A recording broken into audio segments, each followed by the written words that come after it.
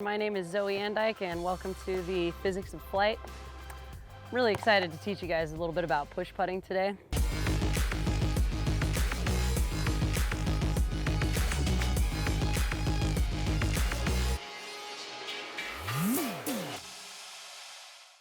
Welcome back to Physics of Flight. For this last episode, I asked 2018 World Putting Champion Zoe Andike to talk a little bit about putting, and on the spot she gave one of the most complete putting clinics I've ever seen. Check it out.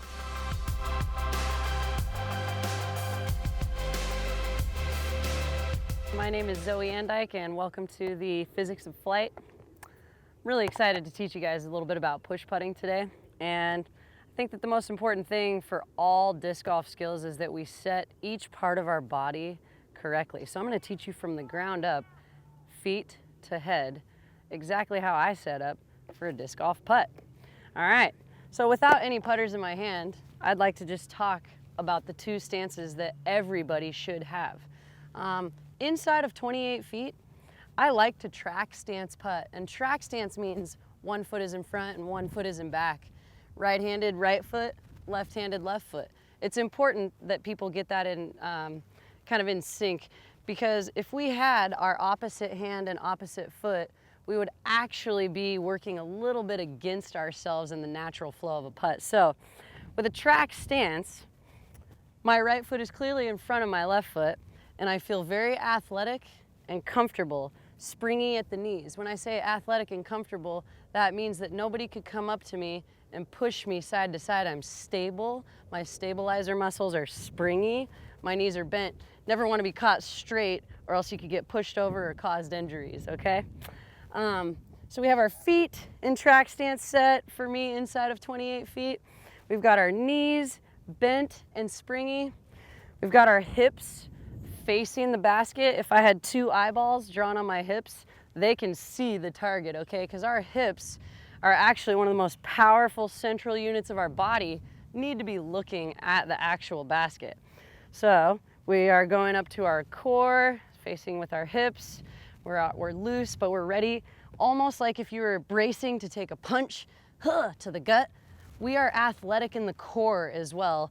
I'm not saying we're gonna squeeze our core muscles, but we are athletic. We're not letting our gut hang out because we're getting ready to do an athletic motion.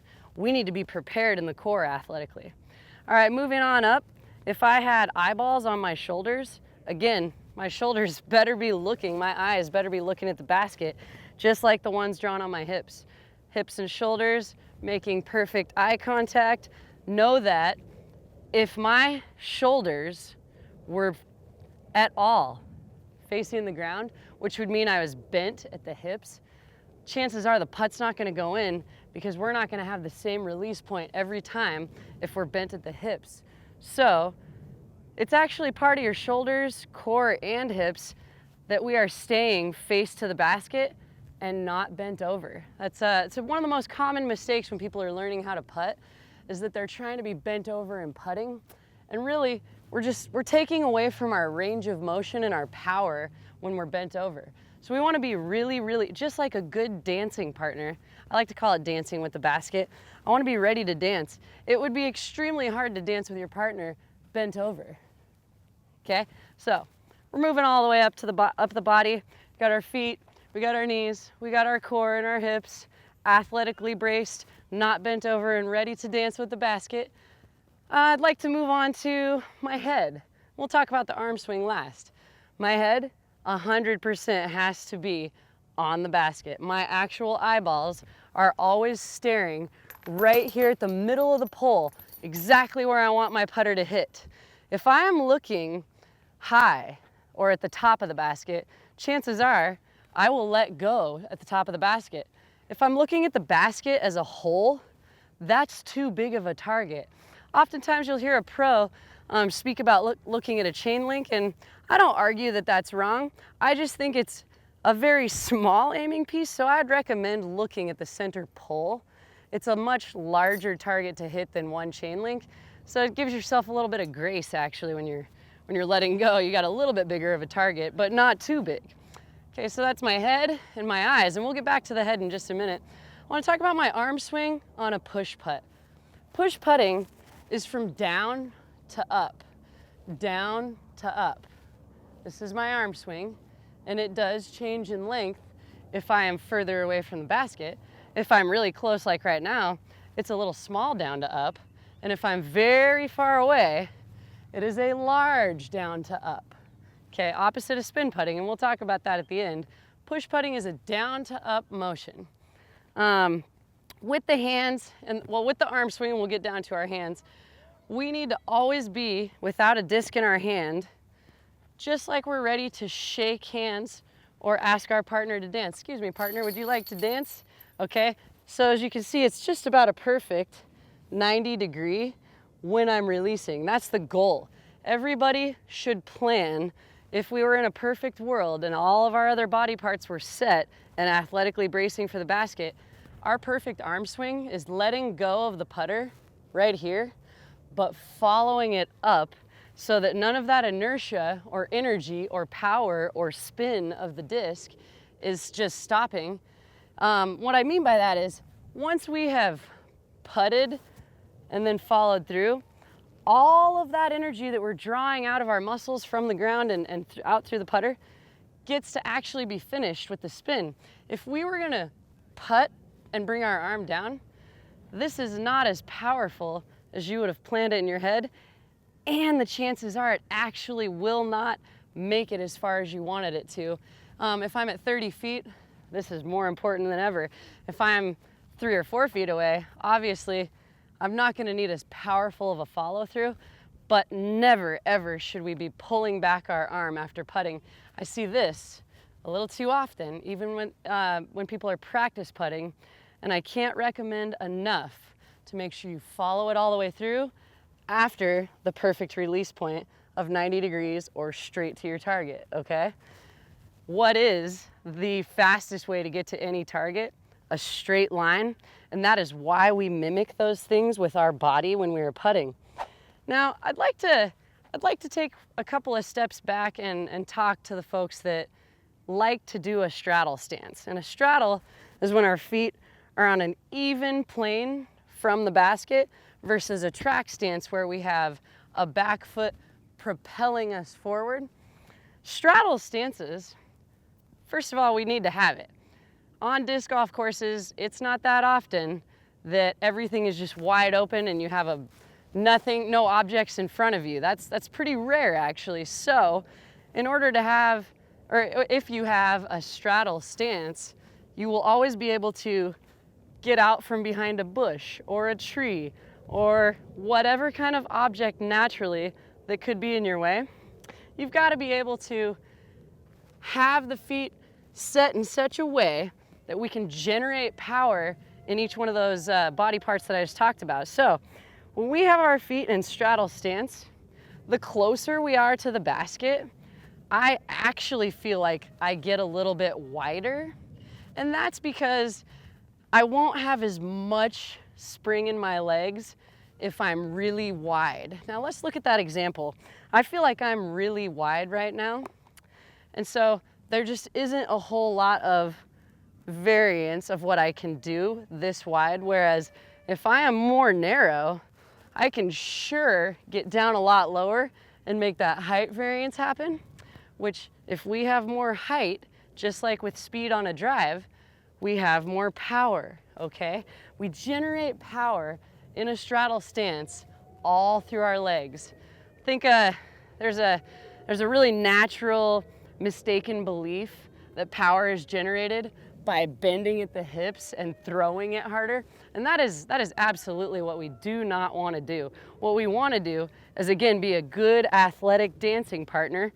Your feet are set, they're springy, your knees are springy, your body is ready, like we are athletically braced, but we are not bent. There is time for a bend when we're really far out and we're jump putting, and I'll talk about that in just a second, but for the most part, a controlled straddle putt needs to look like we are athletically ready to do just about anything, okay? Now I'd like to talk about, with both putts, what's going on in the brain right before we let go. Nothing. Absolutely nothing can be happening because we have spent so much time on the practice field going over feet, knees, hips, core, shoulders, arms. eyes. So that's part of your practice. When you are putting, your only focus can be what you want. And that's right here in the center, in the basket, or nothing, because I mean, 0 thoughts equal, that's what you want. So right before I putt, every single putt I throw, I set my body, no matter which stance I'm using, I set my body, I kind of give myself a couple of springs or a couple of little steps so I feel absolutely athletic. And then it's just 3, 2, 1, I'm in. Or 3, 2, 1, I know I've made it. The thing is, if I don't make it, it's okay, I gave it my best try. There is nothing ever written in any sport, in anything that says, focus on what you don't want. I'm so afraid of missing this putt because of the wind. I'm so afraid of the low ceiling. I'm so afraid of, you can name 100 things. That cannot be a thought. What has to happen is what you want. I must focus on what I want. What do I want? I want in the basket all day long, every single throw I make. I want in, let me in. So it's just gotta be, set yourself. Make sure, and some people it's good to take a clock. We only have 30 seconds per throw. Doesn't matter if you're on the tee box or the putting green. We get 30 seconds if we're a good player following the rules. And 30 seconds is a long time. So your rhythm and your routine of setting your body, give it a good 5 to 10 seconds. Some people might even take 15. But that last thought of 3, 2, 1, or maybe you make a fun beat, boom, boom, bat, and at the bat is when you putt, right? But whatever your boom, boom, bat, or 3, 2, 1 is, the last thing that happens is trust, belief in what you want. Okay, so a couple things about the hand before we actually make a couple putts is that when I'm spinning a disc and not letting it leave my hand, and what does that mean? This is a no-no. When teaching disc golf, playing disc golf, anything, this is a no-no. And that's because somebody around you could get hurt. Plus it also it creates really bad habits for muscle memory, whereas keeping the disc in your hand and learning the spin and then challenging yourself to spin it faster and faster, and then even let your offhand try it a little bit, builds those muscles up and keeps them even. This right here is good practice to create spin, whether you're push putting or spin putting. This right here is also good practice for driving because we need to create more spin on our drives. So wherever you pause the disc once you're spinning, most likely is your natural handhold. Now mine's nice and fanned. Most people's are. The pressure that I'm applying on my thumb is just inside of the rim, so my thumbprint is about right there. I'm squeezing it tight. If I'm loose gripped, you might see the disc fly wow, wow, wow, wobble town in the air, and I would tell somebody to grip it tighter if they wanted a flat, smooth spin in the air, okay? So our grip is really important. It has to be tight. Now, we're not trying to puncture holes in the disc with our thumb. Might be a little too tight, but it's not too far off of that, okay? No one should be able to ever take the disc out of your hand if you weren't paying attention, right? You're gripping that thing, it's yours. So we got the spin, we got the hold, we know where our thumb's at. I think we're ready to make a couple of putts, and there's some more teaching involved with the putts. I want to explain why I use a track stance at anything inside of 28 feet. I use a straddle putt for a power putt. Certainly I will straddle putt if something is in my way inside of that circle putting green, but I actually really like the idea of propelling from my back leg, anything inside. This back leg is creating major power. So here we go. I've put my mini down. I'm starting with my foot, my knees. I'm feeling the width. By the way, when I'm closer to the basket for a track stance, the width is a little bit more narrow. When I'm farther away, like 27.5 feet, I might be a little wider. And that is opposite of what some people might think of from what I just taught you with a straddle stance. I'm wider because I can lean back farther on my back leg and generate a bigger push in a wider stance. In a shorter stance, there's just not a whole lot very far that I can go back, okay? And we have to have all of our weight being pushed and propelled from our back foot. I'm not even gonna use my hands. This is important to see. Here's a short putt. And here's a pretty big putt with more power. Okay, and that was like a lot of extra power, as you can tell. Main point here, the power and the anchor come from your offhand leg. That's my left leg because I am a right-handed putter. Everything comes from the ground, and the push and the inertia comes from my back leg, and all of the body is set that we just talked about. All the power is coming from here. The leg must come up because this leg is so heavy, it can anchor you back down. We're not allowed to fall or do a falling putt without a penalty stroke. So you're gonna need that anchor to come up high and bring you down. The weight of this part of my leg and body is absolutely going to catch me. The higher up it kicks, it has to come down. So it's gonna catch me from falling, doing a falling putt if I have swung it up high enough. So remember, a dramatic leg swing is a really good thing. It's a really solid positive anchor. So I'm gonna putt a couple putts, 2 track stands for you at first and then 2 straddle. Short distance here.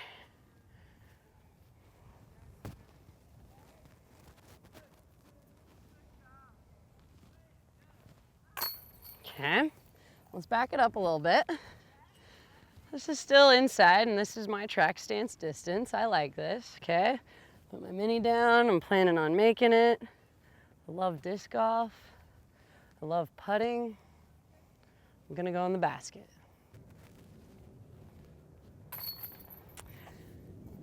So now, I'd like to talk about how we generate the power with the straddle stance, because I think a lot of people out there say when they do have their feet on an even plane in a straddle stance, they lose power. Well, the first thing I say is, are you completely bent over at the hips, or are you bending your knees and using your legs? This is why I use a straddle putt as a power putt. I'd say I am definitely outside of the circle here, and I'd certainly ask my card if I was in a tournament outside. Okay, good, good. And you'll notice I'm gonna be a little bit wider right here than I'm gonna be back there, and I'll show you that putt. So let me get myself set. I've got my foot behind my mark. My feet are powerful and wide. I have picked my aiming point. I need my legs and base to propel me forward to get the disc there. This is not more arm swing, it's the same arm swing. So here are a couple tips that I hope will actually help you guys out when putting on a hill. As you can see, I'm looking down at the basket, and I have a putter down there set to look up at the basket.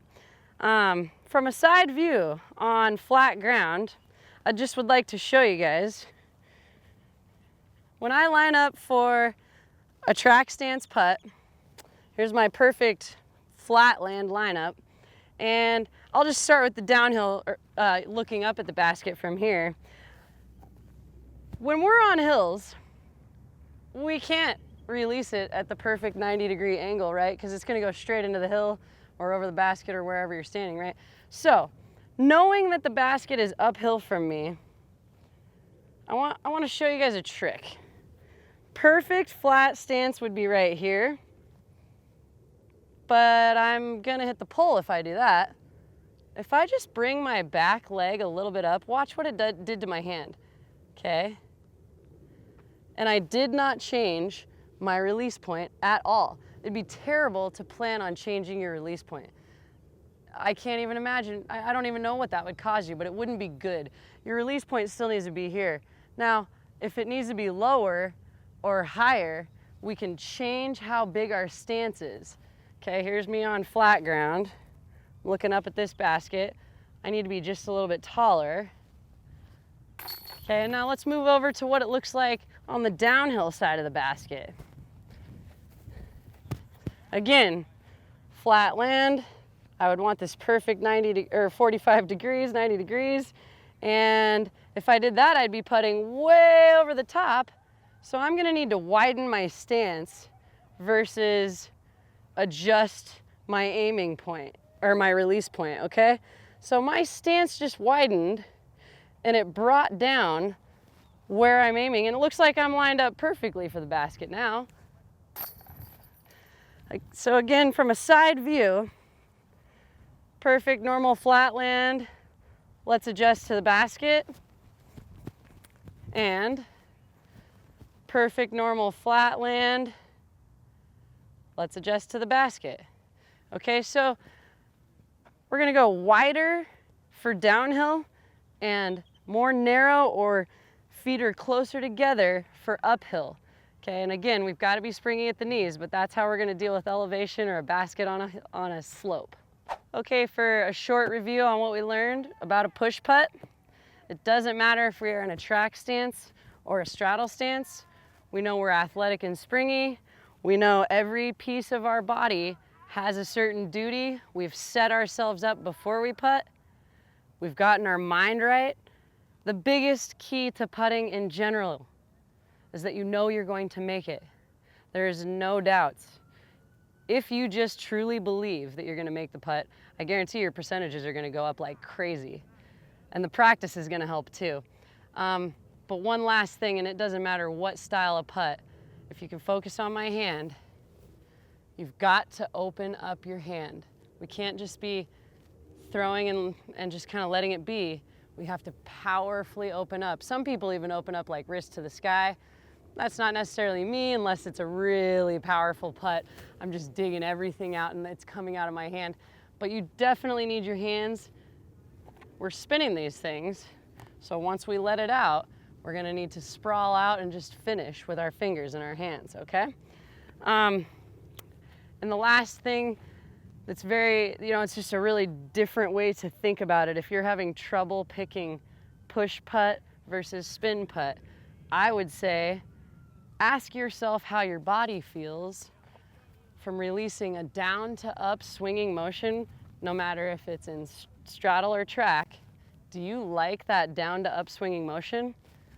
Or do you want to set yourself differently because a spin putt comes from your body or behind your body to the basket in a backward to forward motion instead of down to up, okay? So that's your biggest difference in putting. Spin putting versus push is a straight line this way or a straight line this way, vertical, horizontal. You make the choice, and then we adjust our bodies to stand that way. And I just want to thank you guys for joining me. Think positive when you're putting. You'll be the next world champion too. That's all for this time on Physics of Flight, but I filmed a few extra segments that I'm saving to put on Dynamic Disc Instagram, so make sure you follow us there and watch for them on IGTV. Let me know if you like the video with the thumbs up button down below, and make sure you subscribe so you don't miss any other content from Dynamic Discs.